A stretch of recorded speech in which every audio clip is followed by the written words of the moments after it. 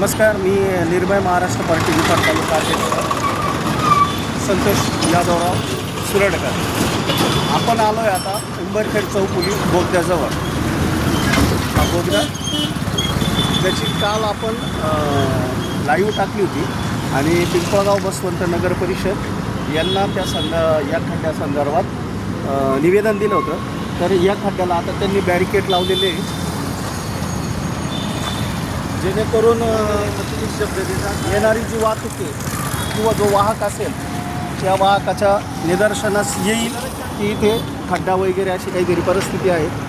परंतु ही जी तात्पुरत्या स्वरूपातली जी व्यवस्था आहे ही ताबडतोब केली, त्याबद्दल मी पिंपळगाव बसवंत पोलीस स्टेशन त्याचप्रमाणे पिंपळगाव बसवंत नगर परिषद यांचे आभार व्यक्त करतो.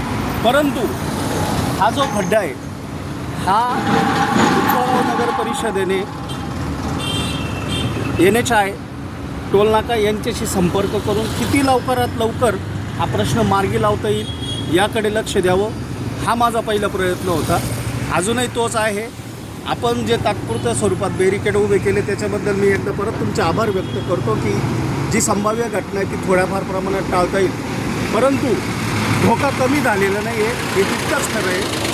तरी पिंपळगाव बसवंत नगर परिषद यांनी टोल नाक्याशी संपर्क करून संगनमताने हा खड्डा किती लवकर बुजवता येईल याकडे दुर्लक्ष करू नये आणि लक्ष देऊन हे काम त्वरित मार्गी लावावं. धन्यवाद. एकच लक्षात, जनतेचे प्रश्न. माझ्यासोबत आहे कॅमेरामन संतोष वरसे. धन्यवाद.